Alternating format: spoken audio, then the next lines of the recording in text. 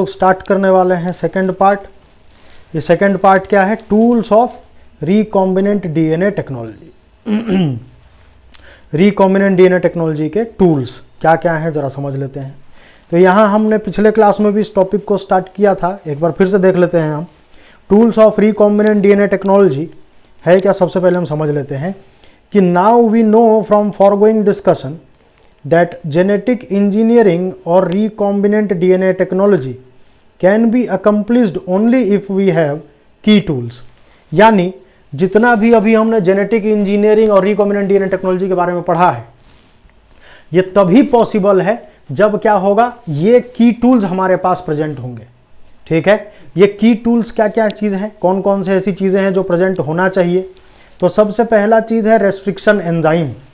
ठीक है, ऐसा एंजाइम जो एक पर्टिकुलर सीक्वेंस पे डीएनए को क्या करे, कट करे। दूसरा चाहिए पॉलीमरेज एंजाइम। ठीक है, कि अगर डीएनए का पॉलीमर हमको बनाना है, डीएनए का कॉपी नंबर बढ़ाना है, ठीक है, तो हमको क्या चाहिए होगा? पॉलीमरेज एंजाइम चाहिए होगा। तीसरा चाहिए होगा लाइगेज एंजाइम। लाइगेज एंजाइम का काम क्या है?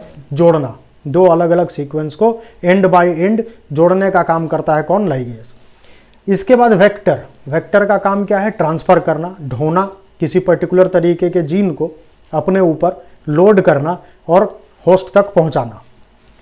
और फाइनली क्या चाहिए हमको? होस्ट ऑर्गेनिज्म, क्योंकि ये पूरा काम जो हो रहा है भैया, ये इसी के लिए हो रहा है, होस्ट ऑर्गेनिज्म के लिए हो रहा है।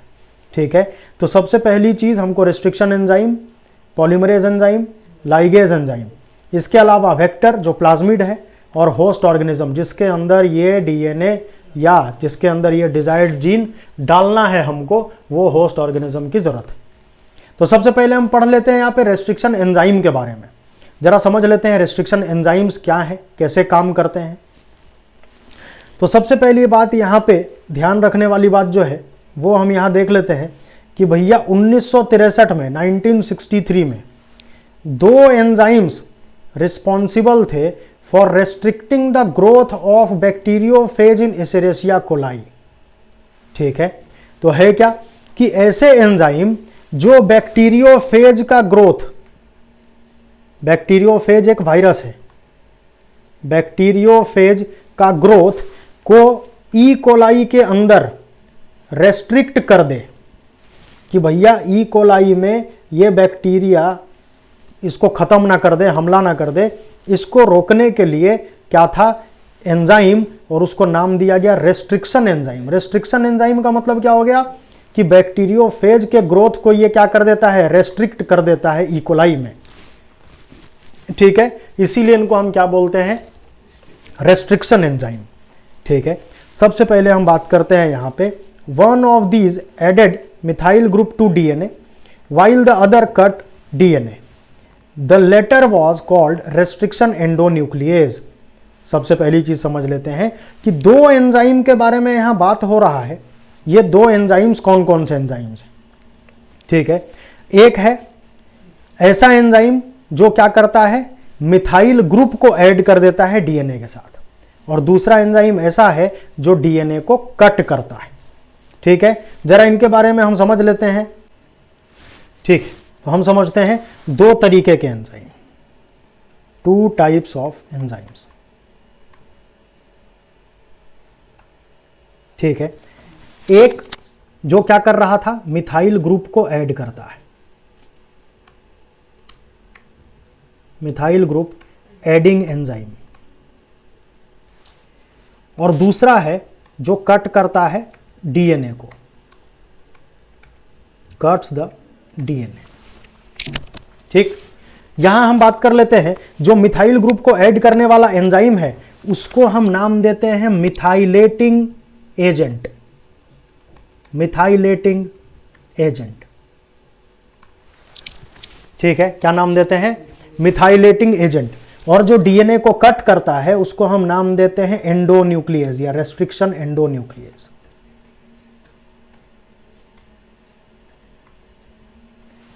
ठीक है, क्या नाम देते हैं? Restriction endonuclease. तो ये दो तरीके के एंजाइम्स का पता लगाया गया भैया, ये दो तरीके के एंजाइम्स का पता लगाया गया 1963 में। ठीक है, एक को नाम देते हैं मिथाइलेटिंग एजेंट, एक को नाम देते हैं रेस्ट्रिक्शन एंडोन्यूक्लियस।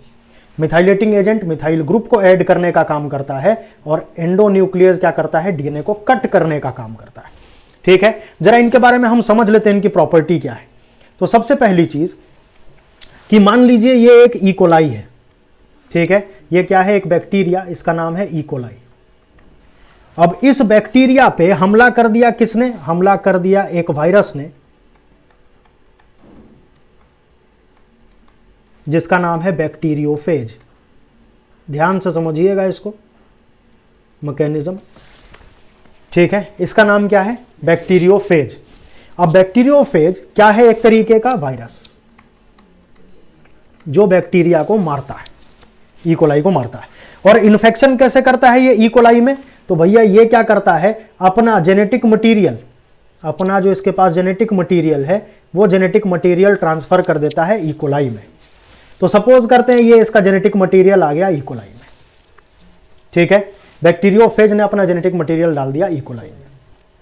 ठीक, चलिए अब हम बात करते हैं इकोलाई क्या करेगा, अपने आप को बचाने के लिए इसके जेनेटिक मटेरियल को, वायरस के जेनेटिक मटेरियल को क्या करवाता है, ये रेस्ट्रिक्शन एंजाइम जिसका नाम रेस्ट्रिक्शन एंडोन्यूक्लियेज है, उसकी मदद से क्या करवाता है, रेस्ट्रिक्शन एंडोन्यूक्लियेज, इसकी मदद से क्या करवाएगा, इसके जेनेटिक मटेरियल को कट करवाएगा, ताकि इसका जेनेटिक मटेरियल, जो वायरस का जेनेटिक मटेरियल है वो कट हो जाए। ठीक है, उससे फायदा क्या होगा, फायदा ये होगा कि बैक्टीरिया के अंदर ये वायरस का जो जेनेटिक मटेरियल है या डीएनए है, ठीक है, वो क्या होगा, डिस्ट्रॉय हो जाएगा। ठीक, यानी बैक्टीरिया के अंदर जो रेस्ट्रिक्शन एंडोन्यूक्लियस है वो अपना असर दिखाएगा और वायरस के जीन को कट कर देगा। ठीक, लेकिन चांस है कि भैया यही रेस्ट्रिक्शन एंजाइम जब एक्टिवेट हो गया तो बैक्टीरिया के अंदर अगर इसका खुद का डीएनए है, मान लीजिए बैक्टीरिया का, तो ये रेस्ट्रिक्शन एंजाइम इसको भी कट कर सकता है। तो बैक्टीरिया के खुद का डीएनए भी बर्बाद हो जाएगा भाई, है ना। इस चीज से बचने के लिए क्या उपाय है, यहां समझते हैं हम लोग। इस चीज से बचने के लिए यह उपाय है कि रेस्ट्रिक्शन एंजाइम तो इसके पास है, बैक्टीरिया के पास रेस्ट्रिक्शन एंडोन्यूक्लियस तो है जो कट कर सकता है डीएनए को, लेकिन अपने जीनोम को यह बैक्टीरिया कैसे बचाए। ठीक है, हो सकता है ये रेस्ट्रिक्शन एंडोन्यूक्लियस अगर मान लीजिए ए और टी के बीच में कट कर रहा है, मान लीजिए ये ए और टी है, किसके जेनेटिक सीक्वेंस में, वायरस के जेनेटिक सीक्वेंस में ए और टी है। मान लीजिए ये ऐसा रेस्ट्रिक्शन एंडोन्यूक्लियस है जो ए और टी के बीच में कट कर देता है, तो ये बैक्टीरिया के खुद के जीनोम जिसमें ए और टी जहां जहां होगा ये वहां वहां भी कट कर देगा। तो इसको कैसे बचाया जाए भाई, तो इसको बचाने का एक उपाय ये है, इसको बचाने का एक उपाय ये है कि ई कोलाई के पास और क्या प्रेजेंट है, रेस्ट्रिक्शन एंजाइम के साथ साथ और क्या प्रेजेंट है, मिथाइलेटिंग एजेंट।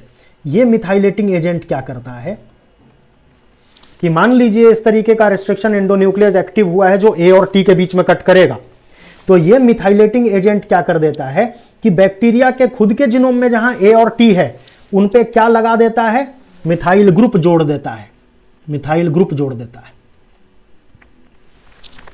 इससे फायदा क्या होता है, फायदा यह है कि जो रेस्ट्रिक्शन एंडोन्यूक्लियस ए और टी के बीच में कट कर सकता है, यानी वायरस के जीनोम में कट कर सकता है, वो बैक्टीरिया पे अब कट नहीं कर पाएगा। क्यों, क्योंकि ये रेस्ट्रिक्शन एंडोन्यूक्लियस बना है ए और टी के बीच में कट करने के लिए, ना कि मिथाइलेटेड ए और टी के बीच में कट करने के लिए। ठीक, अब बैक्टीरिया के पास क्या है, मिथाइलेटेड ए एंड टी है, तो बैक्टीरिया ने अपने जीनोम को क्या कर लिया, बचा लिया, और वायरस के जीनोम को क्या कर दिया, खत्म कर दिया, डिस्ट्रॉय कर दिया। यह समझ में आ गया कि नहीं। तो मिथाइलेटिंग एजेंट का काम क्या है, मिथाइल ग्रुप को जोड़ना। ठीक, और रेस्ट्रिक्शन एंडोन्यूक्लियस का काम क्या है, डीएनए को कट करना। यहां तक क्लियर है। ठीक है, चलिए ये समझ में आ गया तो हम लोग आगे बढ़ते हैं। अब आगे बढ़ते हैं।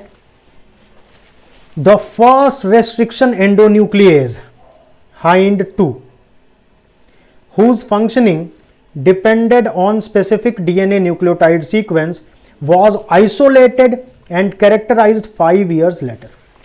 ठीक है, यानी याद रखेंगे कि HIND2, ठीक है, को क्या किया गया है, आइसोलेट किया गया है। सबसे पहले याद रखेंगे इसका नाम, हाइंड 2 का नाम, ठीक है। सबसे पहले आइसोलेट किया गया जो रेस्ट्रिक्शन एंजाइम है उसका नाम है हाइंड 2, ठीक है।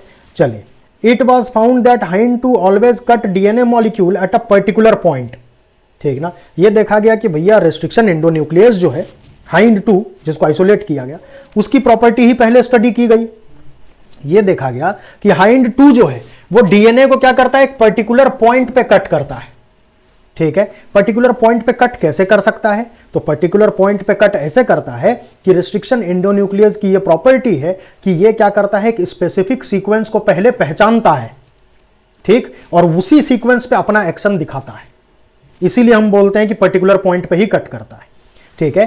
तो by recognising a specific sequence of 6 base pairs, 6 base pair होना चाहिए उस सीक्वेंस पे, और सीक्वेंस भी कैसा होना चाहिए अभी हम लोग देखेंगे, पैलिंड्रोमिक सीक्वेंस, ठीक है, जो आप 5 प्राइम टू 3 प्राइम डायरेक्शन में जब भी पढ़ेंगे सेम होगा। This specific base sequence is known as the recognition sequence, यानी ऐसा सीक्वेंस जिसको पहचान कर क्या करते हैं, पहचान कर रेस्ट्रिक्शन एंडोन्यूक्लियस कट करते हैं उस साइट पे, उन साइट्स को हम नाम देते हैं रिकॉग्निशन सीक्वेंस या रिकॉग्निशन साइट्स, हाँ कि ना, ठीक। चलिए, इसके बाद हम बात करते हैं कि हाइंड 2 के अलावा, हाइंड 2 के बिसाइड्स आज हम लोग 900 से ज्यादा रेस्ट्रिक्शन एंजाइम्स के बारे में पढ़ चुके हैं, साइंटिस्ट ने जानकारियां हासिल कर ली हैं, ठीक है। That have been isolated from over 230 strains of bacteria. याद रखेंगे जो रेस्ट्रिक्शन एंजाइम्स हैं वो बैक्टीरिया में ही प्रेजेंट हैं, ठीक है। 230 स्ट्रेन्स हैं बैक्टीरिया के, जिनमें से अभी तक आइसोलेट कर लिया गया है 230 स्ट्रेन्स ऑफ बैक्टीरिया, जिनमें से आइसोलेट कर लिया गया है कितने restriction enzymes, more than 900 restriction enzymes, इनको आइसोलेट कर लिया गया है। मतलब 230 प्रजातियों के बैक्टीरिया से निकाला गया है 900 तरीके का रेस्ट्रिक्शन एंजाइम। स्ट्रेन का मतलब प्रजाति बोल सकते हैं आप, ठीक है। चलिए, इसके बाद हम बात करते हैं each of which recognise different recognition sequence, और हर एक रेस्ट्रिक्शन एंजाइम का अलग अलग रिकॉग्निशन सीक्वेंस है। यानी मान लीजिए, मान लेते हैं एक सीक्वेंस है ऐसा GAATTC, guanine, adenine, adenine, thymine, thymine, cytosine, ठीक है। तो इनके सामने जो कॉम्प्लीमेंट्री स्ट्रैंड बनेगा, ठीक ना, इनके सामने जो कॉम्प्लीमेंट्री स्ट्रैंड बनेगा उसमें भी आप एक पर्टिकुलर डायरेक्शन से 5 प्राइम से 3 प्राइम डायरेक्शन में आप पढ़ेंगे सपोज,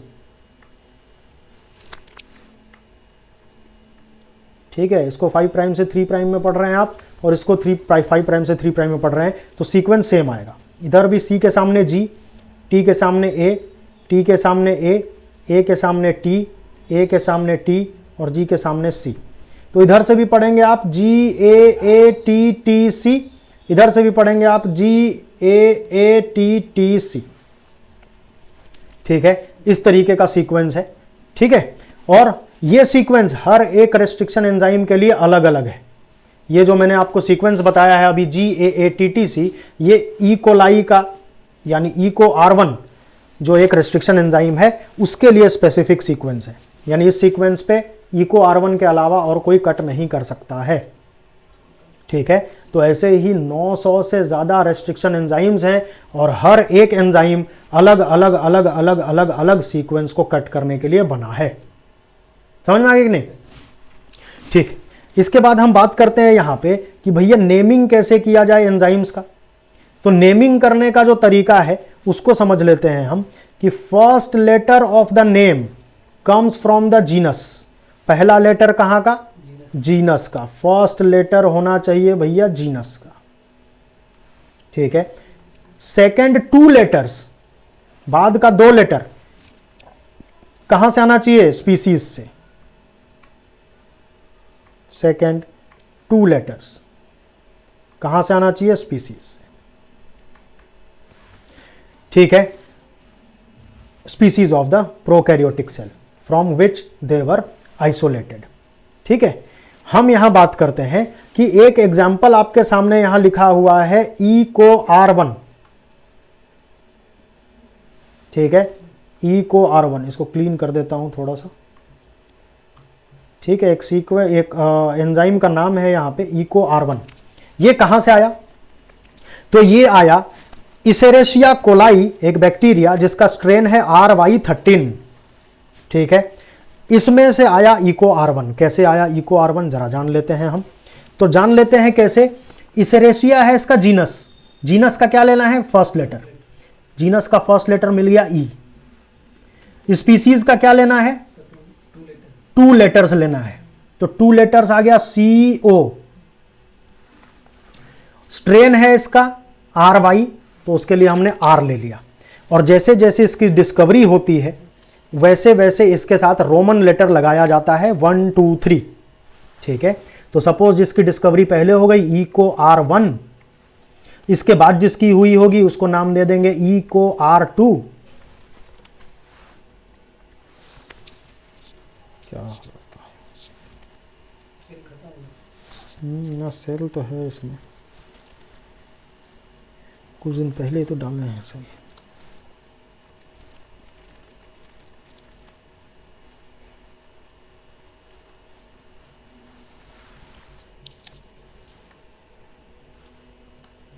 इसके बाद जिसकी डिस्कवरी हुई उसको नाम दे देते हैं ई को R2। उसके बाद जो होगा डिस्कवरी उसको दे देंगे ई को R3। इस तरीके से इनका नाम रखते हैं। तो ई को R1 क्या है? 1 से समझ में आ रहा है, पहले डिस्कवरी हुई इसकी। R क्या है? इसका स्ट्रेन नेम है, RY13 में से लिया गया है R, इसेरेशिया में से लिया गया है ई, कोलाई में से लिया गया है CO। ये समझ में आ गया? चलिए इसको थोड़ा सा क्लीन करते हैं और आगे बढ़ते हैं, ठीक है। चलिए इसको क्लीन कर लिए हम। अब बात करते हैं हम यहाँ पे कि जो नाम रख रहे हैं ई को R1 का, वो कैसे रख रहे हैं? इसेरेशिया कोलाई RY13, ठीक है। और डिस्कवरी पहले हुई तो R के साथ 1 लगाते हैं। यहाँ पे जो लेटर R है, ठीक है, ये कहाँ से डिराइव हुआ है? ये तो डिराइव हुआ है from the name of strain. Strain क्या है इसका? RY13, ये स्ट्रेन नेम है। तो इसका एक लेटर हमने R ले लिया स्ट्रेन के लिए। और Roman numbers following the names indicate the order in which the enzymes were isolated from the strain of bacteria, ठीक है। इसके साथ 1 2 3 जो हम लगाते हैं, ठीक ना, on the basis of discovery, ठीक है। हम क्या करते हैं? इनके साथ रोमन नंबर लगाते हैं 1 2 एंड 3, ठीक है। हाँ, नहीं आगे भी लगा सकते हैं, ठीक है। 1 2 3 4 5 6 जितना डिस्कवरी होता जाएगा उतना लगाते जाएंगे, ठीक है। चलिए इसके बाद हम बात करते हैं restriction enzymes belong to a larger class of enzyme called nuclease, ठीक है। रेस्ट्रिक्शन एंजाइम को हम न्यूक्लियेज एंजाइम की वैरायटी के अंदर पढ़ते हैं, न्यूक्लियेज एंजाइम के क्लास के अंदर पढ़ते हैं। क्यों पढ़ते हैं ऐसा रेस्ट्रिक्शन एंजाइम को? क्योंकि ये न्यूक्लिक एसिड को कट करने के लिए जाना जाता है, डीएनए को कट करता है ना रेस्ट्रिक्शन एंजाइम, इसीलिए इसको हम नाम देते हैं न्यूक्लियेज क्लास के अंदर इसको रखते हैं, ठीक है। तो 2 तरीके के न्यूक्लियेज एंजाइम्स हैं, एक का नाम है एक्सो न्यूक्लियेज, एक का नाम है इंडो न्यूक्लियेज। तो रेस्ट्रिक्शन एंजाइम 2 तरीके के हैं और इनको हम कॉमनली न्यूक्लियेज के नाम से जानते हैं, ठीक है। तो 2 काइंड के हैं, 2 टाइप के हैं, एक्सो न्यूक्लियेज और इंडो न्यूक्लियेजेस, ठीक है। ये 2 तरीके के एंजाइम्स के क्लास में इसको बांटा गया है। अगर हम बात करें यहां पे एक्सो न्यूक्लियेज के बारे में, तो exonuclease remove nucleotide from the end of the DNA, whereas endonuclease may cut at specific position within the DNA. यानी कहने का जो मतलब है भैया, वो मतलब ये है, लेते हैं सीक्वेंस है,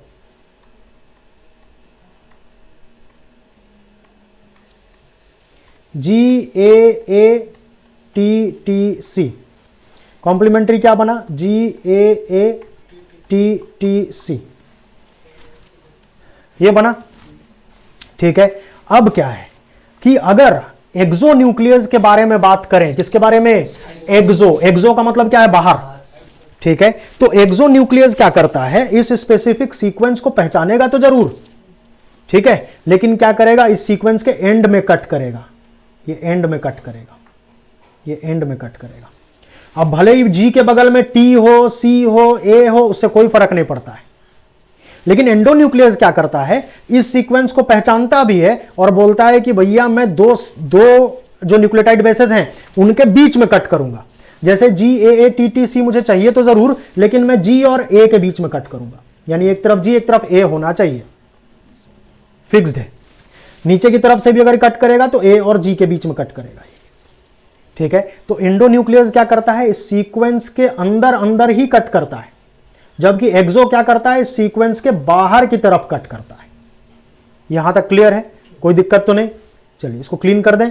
इसके बाद हम बात करते हैं यहां पे, each restriction endonuclease functions by inspecting the length of the DNA sequence. यानी जो रेस्ट्रिक्शन एंडोन्यूक्लियस है वो डीएनए सीक्वेंस के लेंथ को देखकर, उसके लेंथ को इंस्पेक्ट करके उसके बाद अपना एक्शन दिखाता है, ठीक है। यानी पूरे डीएनए के लेंथ में ये पहले घूमेगा। सपोज डीएनए यहां से यहां तक है, ये पूरे डीएनए सीक्वेंस को पहले इंस्पेक्ट करता है ये, और इंस्पेक्ट करने के बाद फिर क्या होता है कि once it finds it specific recognition sequence, it will bind to the DNA and cut each of the two strand of the double helix at specific point in their sugar phosphate backbones. ठीक है, ये समझ में आया कि नहीं। Suppose यहां से यहां ये घूमना स्टार्ट किया, इस डायरेक्शन में घूमना स्टार्ट किया और सीक्वेंस मिला यहां से यहां तक, ठीक है। तो यहां पहुंचने के बाद जब इसको अपना सीक्वेंस मिल गया, तब ये क्या करेगा, ये कट करेगा शुगर फॉस्फेट बैकबोन को, ठीक है, ऑफ द डबल हेलिक्स, दोनों तरफ से, इधर से भी इधर से भी, ठीक। तो हम यहां बात कर लेते हैं कि यहां शुगर फॉस्फेट बैकबोन्स दिया हुआ है, ठीक है। एक चीज हम और जानेंगे कि जब स्टिकी इंड बनना होता है, ठीक ना, तो ये शुगर फॉस्फेट बैकबोन के साथ हाइड्रोजन बॉन्ड को भी तोड़ते हैं। यानी कि जैसे आपको सीक्वेंस यहां देखने के लिए मिला, ये एक डीएनए का सीक्वेंस है GAATTC, ये नजर आ रहा है क्या, इसको बड़ा कर दूं, ये एक सीक्वेंस है GAATTC और नीचे इसका कॉम्प्लीमेंट्री सीक्वेंस है GAATTC। क्लियर दिखा भाई, ठीक है। अब क्या होता है, यहां पे G और A के बीच में कट करेगा कौन, G और A के बीच में कट करेगा E को R, हाँ, जो रेस्ट्रिक्शन एंडोन्यूक्लियस है, और यहां भी G और A के बीच में कट करेगा, ठीक है। G और A के बीच में कट तो कर रहा है, यानी शुगर फॉस्फेट बैकबोन को काट तो रहा है, ठीक है। मैं इसको रेड कलर से दिखाता हूं तो समझ में आएगा। शुगर फॉस्फेट बैकबोन को तोड़ दिया यहां से। अब ये क्या करते हैं, आपस में कुतरते कुतरते कुतरते कुतरते भैया हाइड्रोजन बॉन्ड को भी तोड़ देते हैं। यहां पे जो हाइड्रोजन बॉन्ड है इनको भी तोड़ देंगे, और तोड़ने के बाद क्या होगा, ये इस तरीके का ये सीक्वेंस एक दूसरे से अलग हो जाएगा। यानी G के साथ ये नीचे वाला सीक्वेंस अलग, ठीक है, और इस G के साथ ये ऊपर वाला सीक्वेंस अलग, ठीक। यानी ये दिखेगा कुछ ऐसा। ये नजर आया क्या, G और A के बीच में कट किया शुगर फॉस्फेट को, यहां भी G और A के बीच में कट किया शुगर फॉस्फेट को, और इसके साथ हाइड्रोजन हाइड्रोजन हाइड्रोजन बॉन्ड को भी तोड़ दिया, ठीक है। तो ऊपर का ये G बच गया यहां पे, ठीक है, और नीचे का G कहां चला गया, इसके साथ, ठीक है, और बीच का हाइड्रोजन बॉन्ड टूट गए तो TTAA से AATT अलग हो गए। यहां तक क्लियर है कि नहीं, हाँ कि ना, ठीक। इसको हम पहले पढ़ लेते हैं लाइन बाय लाइन, फिर आगे बढ़ेंगे हम। यहां तक क्लियर है कि नहीं, चलिए नेक्स्ट लाइन हम पढ़ लेते हैं भैया यहां पे। तो each restriction endonuclease recognise a specific palindromic nucleotide sequence in the DNA. Palindromic sequence का मतलब क्या है, उल्टा सीधा एक समान, है ना। हम लोग बचपन में खेलते थे, ठीक है, कि मित्रों बताओ एक नाम उल्टा सीधा एक समान, ठीक है। तो उल्टा सीधा एक समान, जैसे कि मान लीजिए किसी का नाम है नमन, नमन, या किसी का नाम है कनक, है ना, या हम लोग बोलते थे जहाज, जहाज, ठीक है। तो इसको आप इधर से भी पढ़ो तो NAMAN, और इधर से भी पढ़ो तो NAMAN, इधर से पढ़ेंगे KANAK, इधर से भी पढ़ेंगे KANAK। इधर से पढ़ेंगे JAHAJ, इधर से भी पढ़ेंगे JAHAJ। यानी ऐसा नाम जो उल्टा सीधा एक समान हो, किसी भी तरफ से आप पढ़ो, ठीक है। सीक्वेंस क्या होना चाहिए? सेम होना चाहिए। इस तरीके के सीक्वेंस को नाम देते हैं हम पैलिंड्रोमिक न्यूक्लियोटाइड सीक्वेंसेस। अरे हाँ कि ना? ठीक, चलिए हम यहां पे देख लेते हैं action of a restriction enzyme. थोड़ा सा क्लीन कर देता हूं, जगह खाली करता हूं, तब नजर आएगा ये ठीक से। तो यहां पे हम बात कर लेते हैं, ये जहाज, कनक, नमक, नमन, ये सब अलग हो गया। और यहां हम देख लेते हैं कि एक्शन कैसे कर रहा है ये। ध्यान से देखेंगे, एक्शन ऑफ रेस्ट्रिक्शन एंजाइम, काम कैसे करता है रेस्ट्रिक्शन एंजाइम, जरा इनके बारे में समझते हैं। ये दो अलग अलग तरीके के क्या है? डीएनए, ठीक। एक डीएनए के सीक्वेंस को कट करके आप दूसरे वेक्टर डीएनए पे चिपकाना चाहते हैं, ठीक है। अभी तक हमने जो रिकॉम्बिनेंट डीएनए पढ़ा, रिकॉम्बिनेंट डीएनए क्या है? बिल्कुल। तो एक डीएनए का कोई भी टुकड़ा वेक्टर के ऊपर हम बांध देते हैं, लाइगेट कर देते हैं, लोड कर देते हैं, ठीक है। और वो वेक्टर फिर उस डीएनए के टुकड़े को जो उसके ऊपर चिपका हुआ है, बाइंड किया हुआ है, उसको ट्रांसफर करता है होस्ट ऑर्गेनिज्म के अंदर। सही कि गलत? ठीक है। तो यहां हम देख लेते हैं, the enzyme cuts both DNA strand at same site. क्यों भैया? क्योंकि सेम तरीके का एंजाइम यूज किया गया होगा और सेम साइट पे कट करेगा, तभी तो वो सेम साइट एक दूसरे पे चिपकने के लिए लायबल होंगे। समझ में आ गया कि नहीं? हाँ, तो सेम तरीके के एंजाइम्स यूज किया गया, यानी EcoR1 को यूज किया गया। Cuts the DNA between bases G and A only. EcoR1 किसके किसके बीच में कट करता है? G और A के बीच में। यहां भी G और A के बीच में, यहां थोड़ा सा टेढ़ा दे दिया है, ठीक है। हाँ, NCERT में ये थोड़ा सा होना चाहिए इस तरीके से, ये होना चाहिए एरो यहां पे। समझ में आ गया कि नहीं? G और A के बीच में ये कट करता है। Only the sequence GAATTC is present in the DNA, ठीक है। और सीक्वेंस कौन सा होना चाहिए इसके पास? GAATTC। इधर से पढ़ेंगे GAATTC, इधर से पढ़ेंगे GAATTC। क्लियर है कि नहीं? सच बताओ। ठीक, हम बात करते हैं, ये फॉरेन डीएनए है, ठीक है। जो डिजायर्ड जीन हमको चाहिए होगा उसको हमने EcoR1 से कट करवाया। और ये वेक्टर डीएनए जिसपे हमको लोड करना है भैया, उसको भी कट करवाना होगा जगह बनवाने के लिए। तो हमने क्या किया? इसको कट करवाया, G और A के बीच में इसने कट कर दिया, यहां भी G और A के बीच में कट कर दिया, ठीक है। और दूसरे वाले को भी G और A के बीच में कट कर दिया यहां, और यहां पे G और A के बीच में कट कर दिया, ठीक है। ये समझ में आया कि नहीं? अब ये दोनों तरीके के जो सीक्वेंस बचे हैं, ये क्या कर सकते हैं? एक दूसरे के ऊपर जाकर बाइंड कर सकते हैं, आराम से चिपक सकते हैं, ठीक है। कोई दिक्कत नहीं है चिपकने में, ठीक। अब क्योंकि ये आपस में बाइंड कर सकते हैं, इनको नाम दे दिया जाता है स्टिकी एंड्स, ठीक है। क्या नाम देते हैं? स्टिकी एंड्स, ठीक।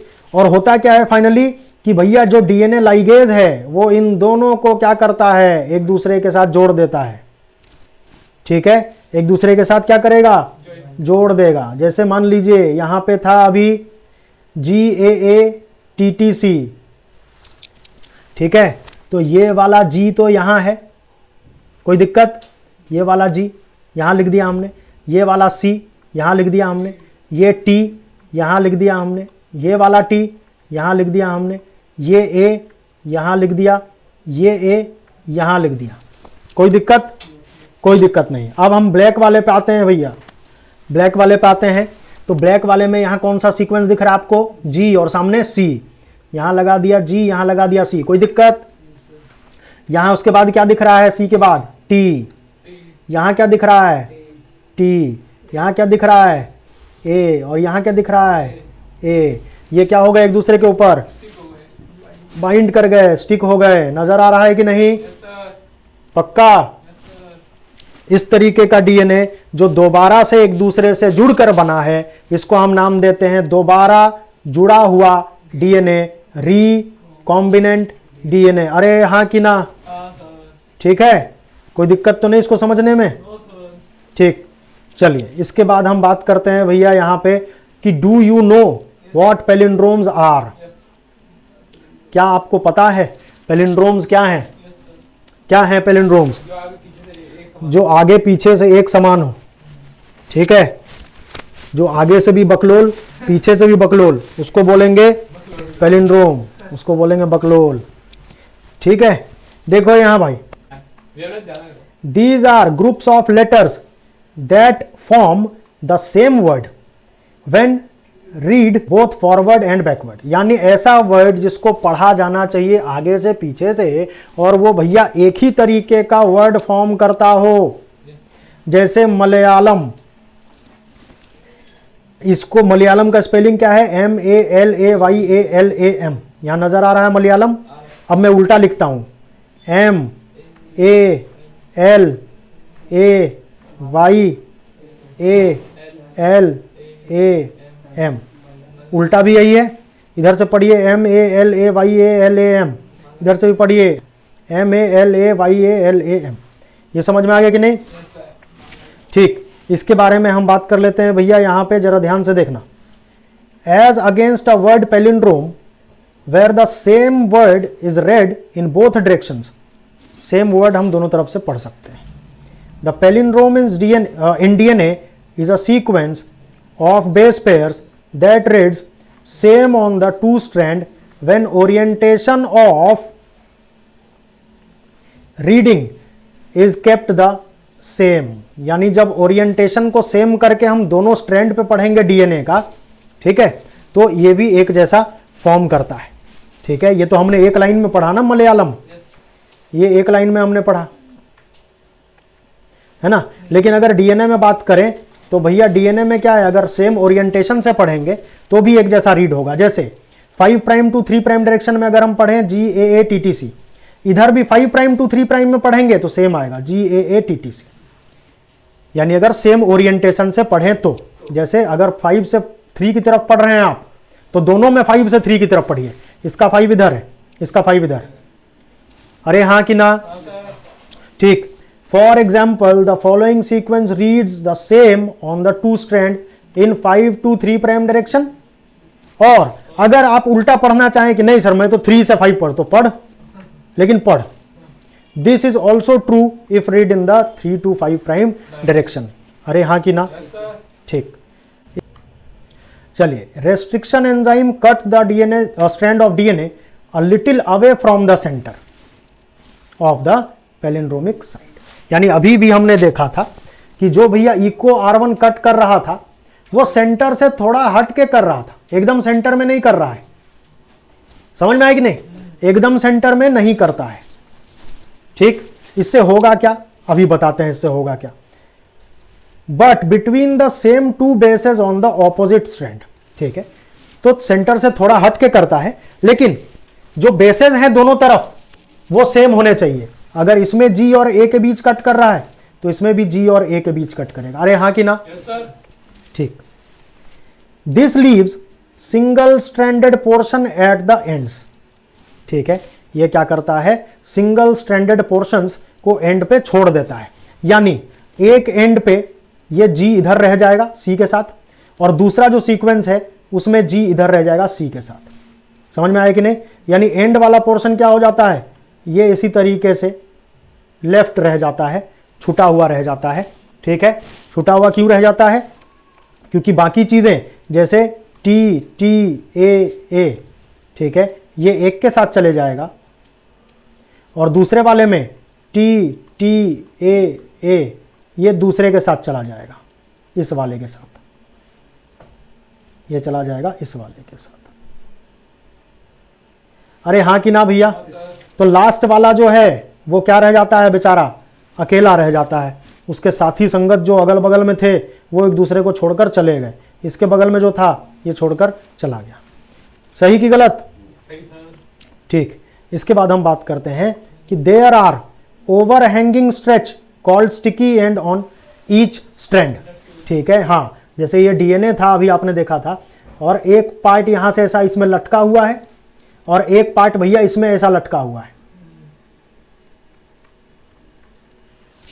समझ में आ गया कि नहीं? इसको हम क्या नाम देते हैं, स्टिकी एंड, जो क्या हो पाएंगे, एक दूसरे पे चिपक पाएंगे। अरे हाँ कि ना? अगर बीच में कट करेगा तो क्या होगा, अगर बीच में कट करेगा तो क्या होगा, स्टिकी एंड नहीं बनेगा। कैसे नहीं बनेगा जरा यहां समझ लेते हैं हम। क्यों? मान लीजिए कोई सीक्वेंस है कि भैया ए ए ए ए टी टी टी, कोई सीक्वेंस है ऐसा, ठीक है, ए ए ए टी टी टी। इसका सामने सीक्वेंस क्या बनेगा इधर से पढ़ेंगे तो ए ए ए टी टी टी, ठीक है। अब मान लीजिए कि भैया ए और टी के बीच में अगर कट करने वाला कोई एंजाइम है, ठीक है, तो ये क्या करेगा, बीचों बीच कट कर देगा। और बीचों बीच कट करने से क्या होगा, सिर्फ शुगर फॉस्फेट बॉन्ड टूटेगा, ठीक है। यानी हैंगिंग वाला पार्ट जो अभी तक हम देख रहे थे, वो हैंगिंग वाला पार्ट अब नजर नहीं आएगा, ठीक है। यानी अलग कैसे हो जाएंगे भैया, तो अलग हो जाएंगे कुछ ऐसे, ये ए ए ए टी टी टी एक साइड चले गए, और ये टी टी टी ए ए ए एक साइड चला गया। इसको हम स्टिकी एंड नहीं बोल सकते, ठीक है, क्योंकि स्टिकी एंड बनने के लिए शुगर फॉस्फेट बॉन्ड के साथ हाइड्रोजन बॉन्ड का भी टूटना जरूरी है। इसमें सिर्फ और सिर्फ क्या टूटा है, शुगर फॉस्फेट बैकबोन, बिल्कुल सिर्फ और सिर्फ sugar phosphate backbone. Hydrogen bond टूटा क्या, यहां टूटा क्या, नहीं, तो इसको हम स्टिकी एंड नहीं बोल सकते। समझ में आ गया? इसीलिए सेंटर से थोड़ा हट के कट करता है कौन, रेस्ट्रिक्शन एंजाइम। समझ में आ गया कि नहीं? ठीक, हम बात करते हैं यहां पे, अभी हमने देखा था ये कि this leaves single stranded portion at the end, there are overhanging stretches called sticky ends. Sticky ends देखे थे, समझ में आ गया? ये है स्टिकी एंड, ये वाला है स्टिकी एंड, ठीक है, ये एक दूसरे के ऊपर बाइंड कर सकता है। These are named so because they form hydrogen bond with their complementary cut counterparts, ठीक है।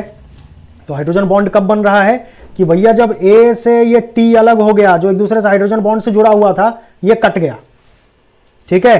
तो कौन सा चीज टूट रहा है, हाइड्रोजन बॉन्ड कट हो रहा है with their complementary counter parts. यानी अगर ए के साथ टी था तो उनके बीच में हाइड्रोजन बॉन्ड को क्या कर दिया गया, कट कर दिया गया। किसके द्वारा, किसके द्वारा,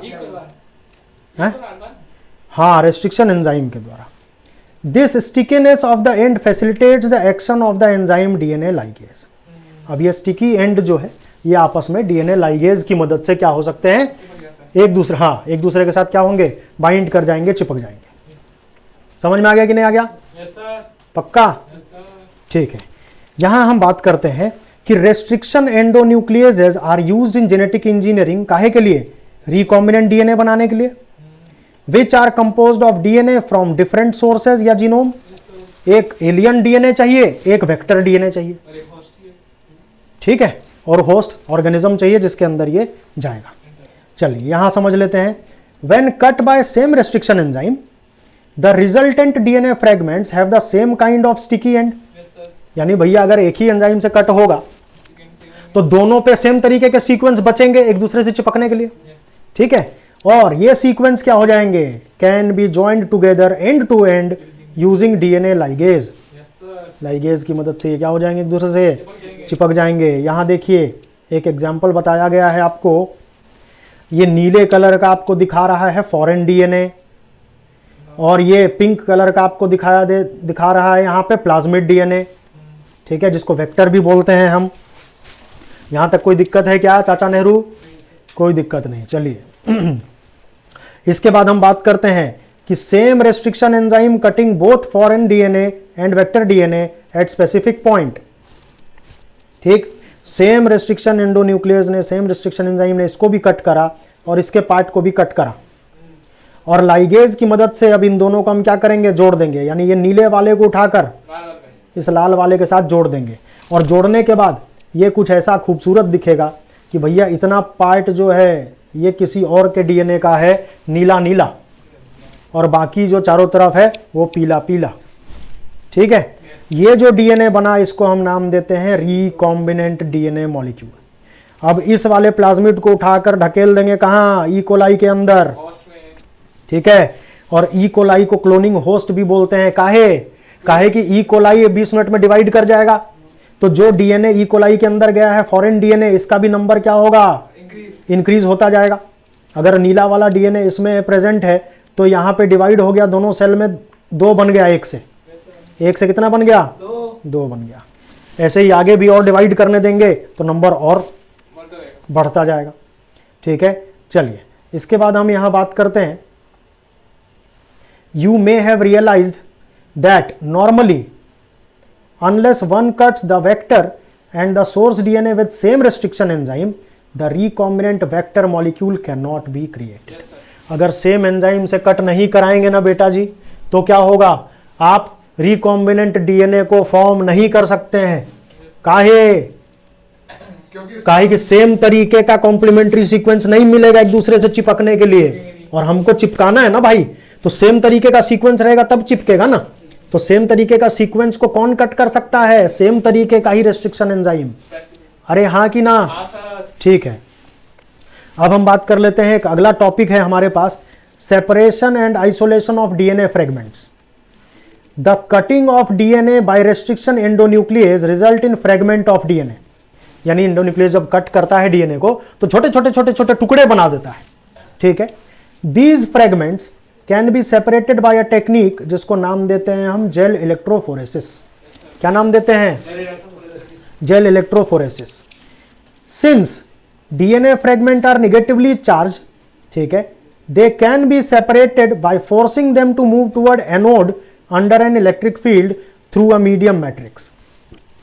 क्योंकि डीएनए क्या है, नेगेटिवली चार्ज। ठीक है, कैसे पार्टिकल्स हैं, नेगेटिवली चार्ज। तो हम क्या करते हैं कि भैया इलेक्ट्रिक सप्लाई जब देते हैं तो ये negatively charged DNA positive charged anode की तरफ मूव करने लगता है, अट्रैक्ट होने लगता है, क्योंकि नेगेटिव पॉजिटिव की तरफ अट्रैक्ट होता है। तो ये नेगेटिव मॉलिक्यूल पॉजिटिव टर्मिनल की तरफ मूव करने लगते हैं, एनोड की तरफ। अभी मैं चित्र दिखाऊंगा आपको, समझ में आ जाएगा। ठीक है, सेटअप भी बता दूंगा किस तरीके से काम करता है। हम बात करते हैं यहां पे कि नाउ अ डेज, ठीक है, जो मैट्रिक्स या मीडियम हम यूज करते हैं वो उसका नाम है एगरोज। क्या नाम है, एगरोज। तो आपको एगरोज जेल इलेक्ट्रोफोरेसिस सुनने के लिए मिलेगा, एगरोज जेल इलेक्ट्रोफोरेसिस, यानी उसमें मीडियम या मैट्रिक्स क्या रखते हैं हम, एगरोज रखते हैं। ठीक है, हम बात कर लेते हैं एगरोज क्या है। Which is a natural polymer extracted from seaweed. ठीक है, सीवीड है जिलीडियम, ग्रासिलेरिया, हाँ जेलिडियम और ग्रासिलेरिया सीवीड है। ठीक ना, हाँ, ये रिलीज करते हैं क्या, एगरोज जेल। ठीक है, the DNA fragments separate according to their size through sieve effect provided by the agarose gel. मैं पूरा मतलब समझाऊंगा अभी। ठीक है, कि है क्या कि सबसे पहले जो इलेक्ट्रोफोरेटिक यूनिट होता है उसमें हम क्या करते हैं, एगरोज जेल पोर कर देते हैं। अब एगरोज जेल जब ठंडा होता है उसको गर्म करके पोर किया जाता है। जब एगरोज जेल ठंडा होता है, यहां देखिएगा चित्र में, जब एगरोज जेल ठंडा, ये एगरोज जेल है, ये वाला, ये जो ग्रे कलर का आपको दिख रहा है, दिस इज एगरोज जेल। ये जब ठंडा होता है तो सॉलिडिफाई हो जाता है। ठीक है, जेली जैसा बन जाता है। ठीक है, और किया क्या जाता है कि एक कोम्ब आता है, कोम्ब इस तरीके का, बायोटेक्नोलॉजी लैब में आपको देखने के लिए मिल जाएगा, इस तरीके का कोम्ब है। ठीक है, जिसको हम क्या करते हैं, इस प्लेट के इलेक्ट्रोफोरेटिक यूनिट के साइड में रखते हैं, और उसके बाद हम क्या डालते हैं इस पे, एगरोज जेल। एगरोज जेल जैसे ही सॉलिडिफाई हो जाता है हम कोम्ब को निकाल लेते हैं, और कोम्ब के जरिए बने हुए जो गड्ढे हैं इनको हम नाम देते हैं वेल्स। क्या नाम देते हैं, वेल्स। अब इस वेल में किया क्या जाता है, तो डीएनए, क्योंकि ढेर सारे छोटे छोटे टुकड़े हो गए हैं, है ना, ये ढेर सारे टुकड़े हैं डीएनए के, इनको अलग कैसे करोगे आप, तो इनको अलग क्या किया जाता है कि माइक्रो पिपेट में लेकर, ठीक है, इनको वेल्स में हम डाल देते हैं। ठीक, सारे टुकड़े को हमने डाल दिया किन में, वेल्स में। ठीक, अब एगरोज जेल जब सॉलिडिफाई हो जाता है तो उनमें छोटे छोटे पोर्स बनते हैं। ठीक, और जब हम क्या करते हैं, इस वाले प्लेट को जोड़ देते हैं एक तरफ पॉजिटिव टर्मिनल से, एक तरफ नेगेटिव टर्मिनल से। ठीक ना, तो डीएनए जो नेगेटिवली चार्ज्ड है उसको रखा जाता है नेगेटिव टर्मिनल पे, ताकि वो पॉजिटिव की तरफ मूव करके आगे बढ़ सके। बिल्कुल, एनोड ये है पॉजिटिव चार्ज, बिल्कुल एनोड की तरफ मूव करेगा, ये एनोड है। ठीक है, तो है क्या कि यहां से जब पॉजिटिव चार्ज दिया जाता है तो निगेटिवली चार्ज क्या होते हैं, मॉलिक्यूल्स अट्रैक्ट होते हैं पॉजिटिव टर्मिनल की तरफ, ठीक है। और क्योंकि एग्रोस जेल के पास छोटे छोटे पोर्स हैं, तो भैया डीएनए का मॉलिक्यूल जितना ज्यादा छोटा होगा वो पोर्स में से निकलकर आगे भागता जाएगा, और जो बड़ा वाला होगा वो भैया पोर्स में घुस नहीं पाएगा और पीछे अटक के पीछे ही रह जाएगा। यानी जो बड़े मॉलिक्यूल्स हैं डीएनए के, लार्जर साइज वाले, दूर तक भागेंगे नहीं, जो लार्जर साइज वाले हैं वो पीछे अटक के रह जाएंगे भाई। यहां दिख रहा है ये बड़ा वाला और सबसे आगे ये छोटा वाला, यस सर, दिख रहा है ना। हाँ, तो स्मॉलेस्ट वाला क्या होगा, एनोड की तरफ तेजी से भागेगा, और लार्ज वाला क्या होगा, पीछे रह जाएगा। तो डीएनए के सारे टुकड़े को आपने क्या कर लिया, अलग अलग कर लिया, ठीक है। इसको हाथ से चुनने की जरूरत नहीं है, ये अपने आप हो गया अलग अलग, ठीक है। अब इस डीएनए को विजुअलाइज करने के लिए, देखने के लिए कि बैंड कैसा आया है, ठीक ना, कि कौन से बैंड कहां पे है, बड़ा वाला पीछे है कि नहीं, कि सर आप गलत बता रहे हो, छोटा वाला आगे नहीं गया, वो देखेंगे कैसे हम। तो वो देखने के लिए जिस समय हम वेल में पिपेट से डाल रहे थे डीएनए को, उसके साथ में हम डालते हैं कुछ प्रोब, उसके साथ हम डालते हैं जैसे इथिडियम ब्रोमाइड, एक केमिकल, ठीक है, जिससे क्या हो जाता है, ये स्टेन हो जाता है डीएनए, और ये आपको नजर आता है ऑरेंज रेड कलर के बैंड्स के फॉर्म में, अगर इसको यूवी लाइट के अंदर देखा जाए तो। अरे हाँ कि ना, ठीक। यहां हम देख लेते हैं, इस पूरे प्रोसेस को एक बार पढ़ लेते हैं, ध्यान से देखना। तो है क्या भैया, जो स्मॉलर फ्रेगमेंट साइज होगा जिसका, वो दूर जाएगा, फादर नहीं है, फार्दर, हाँ, ठीक है। और यहां पे बोला है कि लुक एट द फिगर, ये तो लुक देख लीजिए, ठीक है। हम बात करते हैं कि ये जो डीएनए अपने सेपरेट कर लिया भैया, ठीक ना, इसको हम क्या कर सकते हैं, विजुअलाइज कर देख सकते हैं। हम कैसे देख सकते हैं, आफ्टर स्टेनिंग, ठीक है, क्योंकि डीएनए का कलर आपको इस तरीके से नेचुरल ट्रांसपेरेंट दिखेगा, नजर ही नहीं आएगा, जेल में वो दिखेगा ही नहीं। तो जरूरी है कि हम उसको क्या कर दें, स्टेन कर दें, क्या कर दें, स्टेन कर दें, ठीक है, with a compound known as ethidium bromide, याद रखेंगे नाम, ETBR के नाम से इनको जानते हैं हम, इथिडियम ब्रोमाइड, ठीक है। तो इथिडियम ब्रोमाइड से हमने स्टेन कर दिया, और अब इस बैंड को हम देखेंगे कहां, exposure to ultra violet radiation. तो आपको क्या नजर आएगा, you can not see pure DNA fragment in the visible light, और इसी वजह से किसमें देखना पड़ता है, यूवी लाइट में, हाँ, और स्टेन करने के बाद। तो you can see bright orange coloured bands of DNA in the ethidium bromide stained gel expose to ultra violet radiations, UV light, ठीक है। यहां तक क्लियर है। चलिए, the separated band of DNA are cut out from the agarose gel and extracted from the gel piece. यानी किया क्या जाता है, जिस तरीके का आपको डीएनए का फ्रेगमेंट चाहिए, उस डीएनए फ्रेगमेंट को आप क्या कर सकते हैं, जेल पीस के साथ कट करके बाहर निकाल सकते हैं। जेल के साथ निकालना होगा, ठीक है। तो खाली डीएनए को थोड़ी निकाल पाएंगे आप, वो आसपास के जेल को कट करके उसके साथ निकालना पड़ता है, ठीक है। और जैसे ही आपने इस चीज को निकाला बाहर, ये प्रोसेस कहलाता है क्या, निकालने की जो प्रक्रिया है, इल्यूशन, इल्यूजन नहीं, इल्यूशन, ELUTION, ठीक है। तो डीएनए को कट करके बाहर निकालने की जो प्रक्रिया है, इसको हम नाम देते हैं elution. The DNA fragments purified in this way are used in constructing recombinant DNA. अब इसको आप क्या कर सकते हो, किसी वेक्टर में आप डालकर रिकॉम्बिनेंट डीएनए बना सकते हैं। अरे हाँ कि ना, क्लोनिंग वेक्टर्स के बारे में, किसके बारे में, क्लोनिंग वेक्टर्स के बारे में जरा बात कर लेते हैं कि क्लोनिंग वेक्टर्स क्या क्या है। तो क्लोनिंग वेक्टर आपको प्लाज्मिड आपने पढ़ा ही है, ठीक है, हाँ, यहां जान लीजिए थोड़ा सा इसके बारे में। यू नो, क्या जानते हैं आप, you know that plasmid and bacteriophage has the ability to replicate within bacterial cell independent of the control of chromosomal DNA।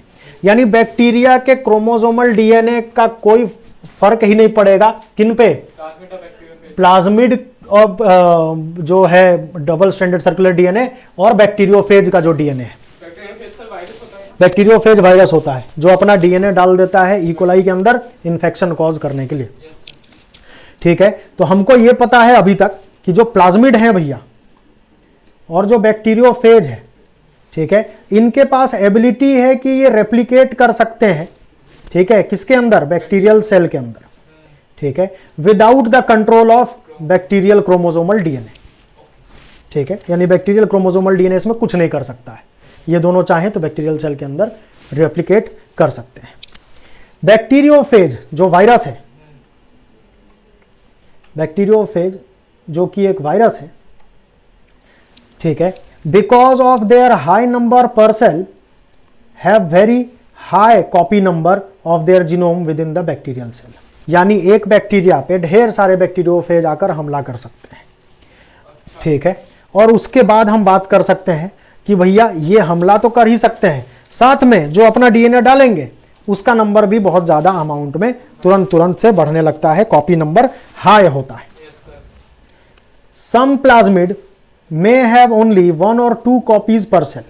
कुछ प्लाज्मिड ऐसे होते हैं एक सेल के अंदर 1 या 2 कॉपीज जिनके होते हैं, whereas others may have 15 to 100 copies per cell. ठीक है, कुछ प्लाज्मिड ऐसे भी होते हैं कि भैया एक बैक्टीरियल सेल के अंदर 15 से 100 कॉपी नंबर में प्रेजेंट हो। यानी एक बैक्टीरिया है और उसके अंदर प्लाज्मिड कितने सारे हैं? 15। ठीक है, their number can go even higher, और ज्यादा हो सकता है। If we are able to link an alien piece of DNA with bacteriophage और plasmid DNA, we can multiply its number equal to the copy number of plasmid और bacteriophage. कि अगर मान लीजिए हमने एक मनचाहा डीएनए फिट कर दिया भैया इसके ऊपर, ठीक है, तो क्योंकि बैक्टीरियोफेज और जो प्लाज्मिड है वो अपना कॉपी नंबर बढ़ाने के लिए जाना जाता है, तो एक पे हमने फिट कर दिया तो कॉपी नंबर बढ़ाते बढ़ाते बढ़ाते बढ़ाते हजारों करोड़ों कॉपी नंबर बन जाएगा एक पर्टिकुलर डीएनए का। अरे हाँ कि ना? ठीक। इसके बाद हम बात करते हैं vectors used at present. Vectors used as present are engineered in such a way that they help easy linking to foreign DNA। यानी जो आर्टिफिशियल वेक्टर्स बनाए जा रहे हैं अब के टाइम में साइंटिस्ट के द्वारा, उनको इस तरीके से बनाया जा रहा है ताकि फॉरेन डीएनए को वो इजीली अपने ऊपर बाइंड कर ले, बहुत ज्यादा दिक्कत ना हो बाइंड करने में। ठीक है, and selection of recombinants from non recombinants possible हो पाए, कि ये हम देख पाए कि हाँ हमारा डीएनए लिंक हो गया है कि नहीं। लिंक हो गया है तो उसको हम बोलते हैं ट्रांसफॉर्मेंट। ठीक है, और नहीं हुआ है लिंक तो उसको बोलते हैं नॉन ट्रांसफॉर्मेंट। ठीक है, या रिकॉम्बिनेंट इसको बोलेंगे, जिस पे बाइंड नहीं हुआ उसको नॉन रिकॉम्बिनेंट बोलेंगे। हाँ कि ना? Yes sir. यहां तक क्लियर है? Yes sir.